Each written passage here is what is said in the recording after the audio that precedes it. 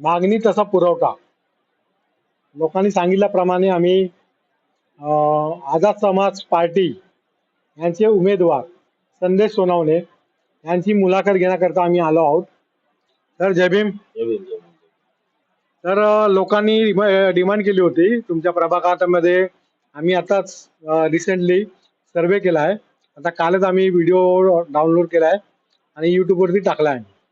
तर लोकांनी डिमांड केली होती की नवीन उमेदवार जे आहेत त्यांच्या पण आम्हाला मुलाखती पाहिजेत. तुम्ही दाखवा तुमच्या चॅनलवरती. लोकांच्या म्हणजे डिमांडनुसार आम्ही सर्वांचे इंटरव्ह्यू घेणार आहोत. तर सुरुवात आम्ही तुमच्यापासून करतोय. तर तुमच्या वार्ड संदर्भात काय सांगू शकता तुम्ही, काय पाहिजे? वॉर्ड संदर्भात असं आहे, काल तुम्ही जो व्हिडिओ टाकलेला तुम्ही पाहिला, त्याच्यामध्ये मी बघितलं की तिकडे बांधकाम चालू आहे, पाठीमागे गटराचं काम चालू आहे. म्हणजे याच्यावरून कळतं की एवढा वर्ष नगरसेवक करत काय होता तिकडे. म्हणजे गटार तुंबलेलं आहे, सगळं काय आहे, तर नगरसेवक काय करत होता.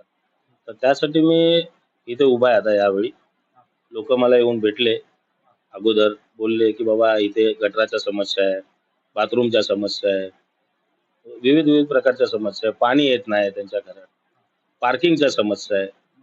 त्याकरिता मी बोललो की एकदा आता ह्यावेळी वॉर्डमध्ये मी उभा राहू शकतो आणि त्यांच्या समस्या दूर करू. बरं, मी काय बोलतो, आता लोकांनी ज्याप्रमाणे त्यांच्या ज्या समस्या सांगितल्या आहे त्याच्यामध्ये जास्त करून मागणी येत आहे SRA संदर्भात समस्या. तर या समस्येकडे तुम्ही कसं पाहता? SRAची समस्या बोलले तर जेव्हा डेव्हलपमेंट होते तेव्हा SRA होतं, बरोबर. SRAच्या बिल्डिंगी होतात. खरं तर जे नगरसेवक आता जे उमेदवार उभे आहेत नगरसेवकसाठी, ते कुठलेही नगरसेवक स्लम मध्ये राहिलेले नाही. मी जो उमेदवार आहे, जो मी स्लम मध्ये राहतो, आता माझी पण डेव्हलपमेंट झालेली आहे, त्याकरिता मला सगळं माहिती आहे की बाथरूमच्या समस्या काय आहे आणि काय नाही. मी स्वतःहून लाईन लावून बाथरूमला गेलेलो आहे. तर ह्या नगरसेवकांना काय कळणार नाही. आणि ज्या गोष्टी SRAच्या आहेत त्या SRAच्या मी जर ह्यांना SRAचे रूम नाही करून दिलं तर मी नगरसेवक आहेच नाही मग त्या गोष्टीसाठी कोण. तेच लोकांना म्हणजे आता तुम्ही स्वतःहून म्हणजे SRA मधून आलात त्यामुळे तुम्हाला नक्कीच कळेल तुम्हाला की काय समस्या असतात. तर ते ठीक आहे. आणखीन एक समस्या सांगितली लोकांनी, त्यांची आरोग्याची समस्या सांगितली होती. म्हणजे ज्याप्रमाणे सिद्धार्थ हॉस्पिटल होतं तर ते आता तोडलं आणि जवळजवळ 7 वर्ष झालेत. त्याची पण बातमी आम्ही कव्हर केली होती. सुरुवातीपासून आम्ही करतोच आहे. आणि आत्ता परत लोक आम्हाला बघून पुन्हा बोलतात की तुम्ही बातमी कव्हर केली, हॉस्पिटल तुटलं, आता आम्हाला सुविधा नाही आहे. तर यासाठी कुठला नगरसेवक आमदार काय काम करत नाही आहे. आता स्थानिक नगरसेवकामध्ये जर तुम्हाला निवडून दिलं, लोकांनी तुम्हाला निवडून दिलं, तर तुम्ही लोकांसाठी काय करणार? सर्वात प्रथम तर आपलं जे सिद्धार्थ हॉस्पिटल आहे ते 7 वर्ष झाले बंद आहे. त्याचा पाठपुरवठा खूप लोकांनी घेतला होता. आणि त्यानंतर जसं हॉस्पिटल तुटलं त्याच्यानंतर करोना काळ आला. त्या करोना काळमध्ये इथले जे नगरसेवक आहे त्यांनी किती घोटाळे केले ते त्यांनाच माहिती आहे. आणि जो आपला सिद्धार्थ हॉस्पिटलचा जो मुद्दा आहे, माझ्या मते तर मी तो आता सिद्धार्थ, जर मला हे निवडून देतील आपले जे इकडचे स्थानिक रहिवासी आहेत, जर मला निवडून देईल तर मी त्यांच्या सिद्धार्थ हॉस्पिटल पटकन चालू करेन. आणि जर ते चालून नाही झालं तर जे प्रायव्हेट हॉस्पिटल्स आहे त्याच्यामध्ये बेडची सुविधा मी करून देईल त्यांना. जर ज्यांना करायचं असेल ते नक्कीच करतील नगरसेवक, पण त्यांना ते करायचं नाही. कारण का प्रायव्हेट हॉस्पिटल जेवढे पण आहे ते कुणाचे आमदार, खासदार, बरोबर, नगरसेवक, त्यांचा काही ना काही त्याच्यामध्ये वाटा आहे. तर त्यासाठी ते लोक कुठल्याही माणसांना 2 बेड रेडी करून देणार नाही त्याच्यामध्ये. पण मी जर निवडून आलो तर मी नक्कीच सगळ्याच प्रायव्हेट हॉस्पिटलमध्ये 2 बेड त्यांना करून देईन. नक्की सर, जर निवडून आला तर तुम्ही नक्की करून करणारच सर. आणखीन एक समस्या होती जी शाळेसंदर्भात होती.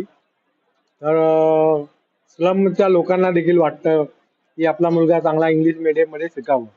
मराठीचा मुद्दा करतात लोक, पण सर्वांना माहिती आहे हे नेते लोक मराठीचा मुद्दा जरी करतायत तरी त्यांचे मुलं हे इंग्लिश मीडियममध्ये शिकतात.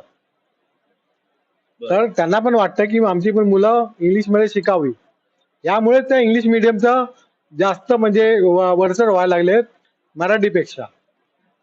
तर या मुद्द्याकडे तुम्ही कसं बघता? तर प्रायव्हेट जे स्कूल्स आहेत, तुम्ही इथेच बघा आपल्या गोरेगावमध्ये किती प्रायव्हेट स्कूल उघडल्या आहेत. तर त्या सगळ्या कुणाचं कुणा मी तुम्हाला परत तेच सांगतोय, कुठला तरी आमदार, खासदार सगळ्यांचा त्याच्यामध्ये वाटा आहे. आणि बीएमसी स्कूल आता जे चालू आहे ते बंद करायच्या ह्याच्यामध्ये आहेत ते लोक कदारमध्ये. कारण की त्यांना ही बीएमसी स्कूल नकोच आहे. सगळ्यांनी आपले पैसे भरून शिकावं आणि ज्यांच्याकडे पैसे नाही त्यांनी अनपढ राहावं. त्याच्यामध्ये मरणारे आपले गरीब लोकच आहे. ते रहिवासी आहे तेच आहे. बाकी बिल्डिंग मध्ये राहणारे त्यांना काही फरक पडत नाही त्या गोष्टीचा.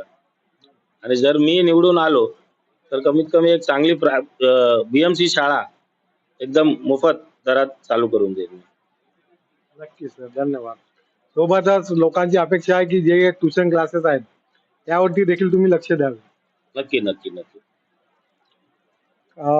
आणखीन एक मुद्दा होता जो स्थानिकांना म्हणजे म्हणजे तुमच्या वॉर्डमध्ये लोक बोलतात की खेळण्याचं ग्राउंडच नाहीये, तर ही मागणी तुम्ही कशी पूर्ण करू? खेळण्याचा ग्राउंड बोललं तर आता जो एसआरएचा मुद्दा आहे, जसा एसआरए आता इथे एसआरएचा एक नवीन नियम आलेला आहे की आपला क्लस्टर वाईज सर्वे करून झोपडपट्टी पुनर्विकास करणार. तर जे क्लस्टर वाईज सर्वे जो होणार त्याच्याने ज्या बिल्डिंग बनणार तर तिकडे ग्राउंडचं एक कोटा आहे त्यांचा, तर ग्राउंड तिकडे निर्माण करून त्यांना द्यायलाच लागेल. जर मला निवडून आणून दिलं तर मी ग्राउंडचं नक्की करेन. जर मला नाही दिलं तर जे स्थानिक नगरसेवक ते ग्राउंड खाऊन जातील. हे एवढं मला माहिती आहे. म्हणजे या गोष्टी म्हणजे लोकांपर्यंत म्हणजे तुम्ही आज या माध्यमातून पोहोचवलात तुम्ही, याबद्दल तुमचा धन्यवादच आहे. कारण की लोकांना बऱ्याचशा लोकांना माहिती नसतं की रिडेव्हलपमेंट म्हणजे फक्त ते बिल्डिंग पुरतं मर्यादित आहे, पण बाकीच्या आतल्या गोष्टी माहिती नाहीत, त्यामुळे त्यांचा उद्धार पण होत नाहीये. तर बाकीचं अजून समस्या ज्या आहेत त्या तर तुम्हाला सगळ्या माहिती आहे. पण शेवटी जाता जाता ही मुलाखत संपवण्याचा जाता जाता तुम्ही शेवटी जनतेला काय सांगता? नमस्कार, जय भीम. माझं नाव संदेश सोनवणे. मी आझाद समाज पार्टीतर्फे उमेदवार म्हणून लढत आहे. माझी निशाणी केटली आहे. माझी एवढीच अपेक्षा आहे की तुम्ही मला निवडून द्या. मी तुमचं सगळं काम पूर्णपणे करील. जय भीम, जय महाराष्ट्र.